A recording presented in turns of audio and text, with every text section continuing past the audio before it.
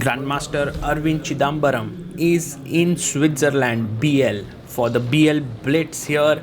Round number 1 against the informed Vladimir Fedoseev. We have d4, d5, knight comes to f3, knight f6 and pawn to c3 played here by Fedoseev. And here Aravindh thinks about this. He goes bishop to f5, queen comes out to b3, attacking the b7 pawn, queen c8, pawn to c4. He defends the pawn in the center with e6. The knight jumps in, putting even more pressure on the d5 pawn. A very logical move is c6. That's what Aravindh does. Now Aravindh has a Slav-like formation here, but the bishop is outside the pawn chain.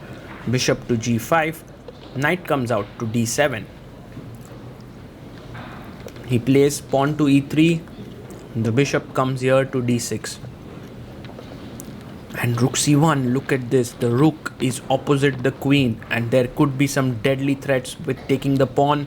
He plays h6 here, bishop goes back to h4 and Aravindh castles here. Bishop e2 played. And it already feels like black's position is very comfortable here.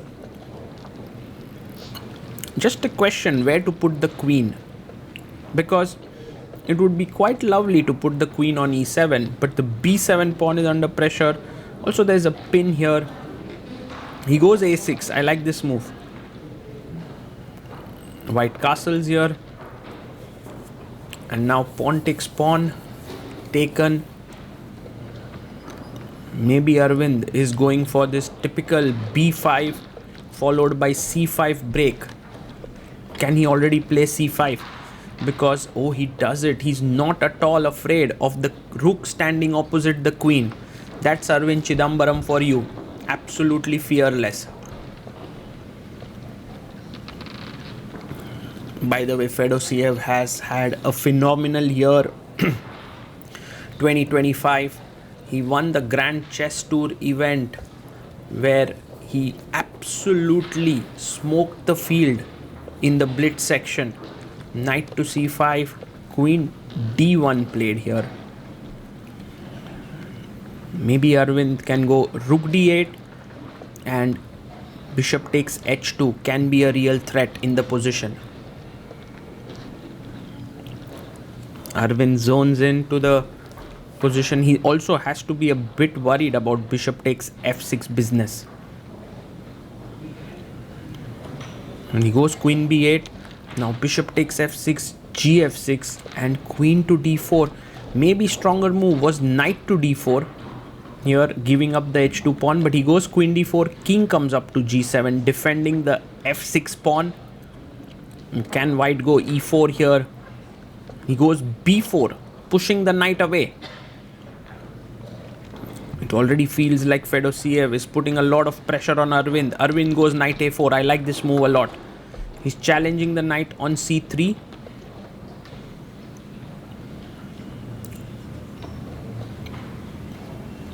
And Fedoseev, I think, has to take, spoil the structure, maybe then push a3 and kind of solidify your queenside structure there. That seems like the idea.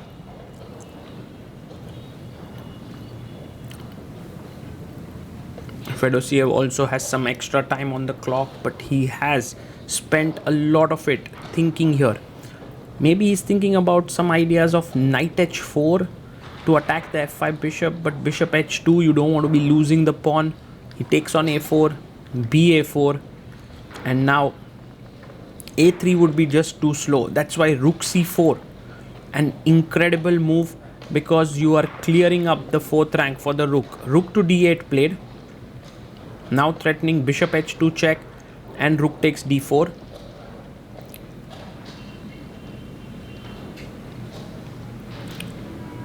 And queen to c3. Excellent move. Clearing up the rook's path to the 4th rank, also doubling on the c file. He goes back, bishop to g6. And now pawn to g3 played. He's just taking care of the h2 pawn so that the knight can start moving. If you get knight d4, bishop f3, and then put the knight on c6. White is clearly better. So will be interesting to see what Aravindh comes up with here. He pushes a5. What's this move? Can I simply not take the pawn? Aravindh is super creative and he always has some interesting ideas up his sleeve.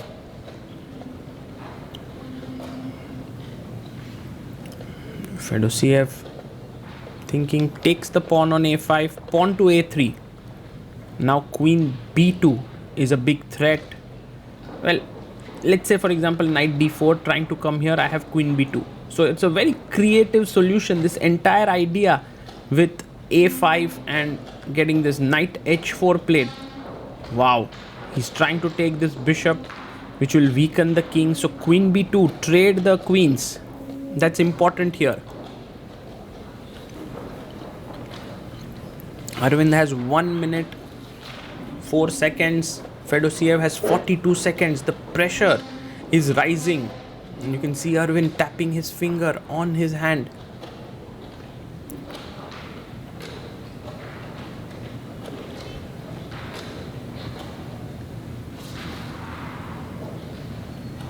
And he's running down on that clock. Not so sure what Aravindh is thinking about. Like queen b2. And then, I mean, if the queens are traded, it's very good for black. But Aravindh down to 26 seconds. He plays queen b2. Good move. And there has to be something which Aravindh is afraid of. Because not queen takes queen and pawn takes. Because that would be completely fine. He takes on g6. Whoa, queen takes the bishop on e2. Wow. The knight jumps back to f4, attacking the queen here. Also, the knight could jump to h5, giving a check here and picking up this pawn. Very risky stuff. Queen takes a2, taken by Aravindh. He's so sharp. Check. King f8. But now, can we take the pawn on f6? If you take on f6, queen b2 is winning for black because then the knight would be hanging. So he goes rook to g4, but now queen b2. And the a2 pawn is queening. Aravindh is winning here. He's completely winning, completely better. But of course Fedoseev has to play for tricks. Queen d3. He wants to enter in here. Rook takes a5. He pushes a2. Also a decent move. Rook jumps to a4, trying to stop the pawn here. A very good move is to just drop back the queen and attack the knight. He goes bishop e5. And Fedoseev plays his queen to c4. Rook jumps into d2, protecting the pawn here. Queen c5, check. And now king g8 can be played. There's also bishop d6. He plays king g7. Oh, he makes an illegal move. Aravindh Chithambaram. He thinks he has lost the game, but actually not. Because illegal move means that you get extra time on the clock. And both players who are down to their 4 and 5 seconds. There you see 1 extra minute for Vladimir. That can be a huge thing here. King g8, but Aravindh is better. So it's actually now very exciting because Aravindh has 6 seconds while Fedoseev has a minute. What a game filled with drama. Also an illegal move. I guess maybe Aravindh's first ever illegal move that he's made. He hasn't played at Tata Steel Chess India yet, so goes pawn to a6 and now rook c2.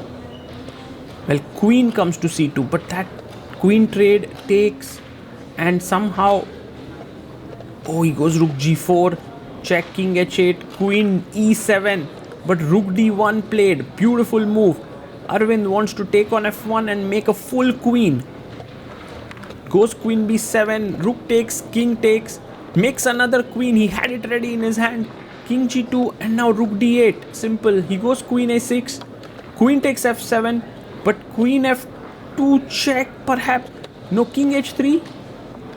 Goes back with his queen. Fantastic defense here by Aravindh. And rook goes to g7, brings his queen up. King h4. Is there a mate somewhere? f4. Oh, queen g5. What a move. You can't take the queen. It's pinned here. So you have to give up your rook. Pawn takes check. And Fedoseev goes back king h3. Aravindh is still a rook up. He goes bishop c3. What a smart move. The bishop defends the g7 square. The queen defends the h7 square. Queen c7. He goes queen f5 check. g4. Queen comes to d3. And just like that, Aravindh Chithambaram has managed to keep things under control. King h4. Bishop e1 check. Knight drops back. He chops it off. Queen takes g3. Takes the pawn. King takes. The queen goes back, and now rook g8 is going to end it. Fedoseev goes queen d6, rook g8, king h4, queen to f2 check. And now king h5. Wow, queen f6, threatening a mate in one here. Queen f4, wanting to trade queens. He takes, but this is just winning. King g7, g5 played a check here. And Fedoseev resigns. Aravindh beats him. And Fedoseev asks, it's illegal move, not lost there, perhaps.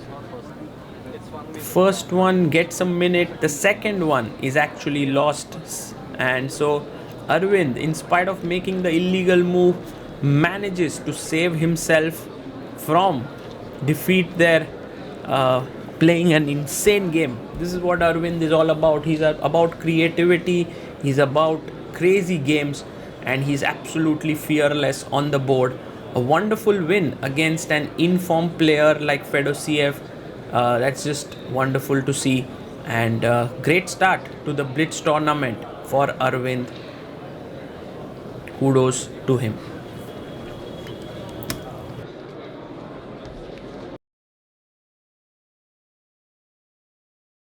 Greetings, chess fans. We are the official commentators of Biel Chess Festival. My name is Artur Neiksans. I'm a chess grandmaster. This is Angelika Volkova, my co-host already for 4 years of the festival. And we have for you a very important message. Yeah, we're here in Biel, but the question is if we're going to come next year, and it could depend on you, dear viewers. The goal is to achieve €10,000 donation from our Tippy campaign. You probably have seen, what is this Tippy button right there on the streams? This is our donation campaign. So if you are enjoying our coverage, if you like us as your hosts, and most importantly, you would like to see us coming back next year, we would really, really appreciate that you would donate something for the campaign. And we're going to reach the goal. You will have this opportunity of having free entrance to all the tournaments at the Biel Chess Festival and also hotel accommodation. Artists, I hope we're going to get some donation, because I'm really looking forward for the next edition, and I would like to be here commentating with you. So do I. Being here for 4 years in a row, we make a really great team, so please make it happen.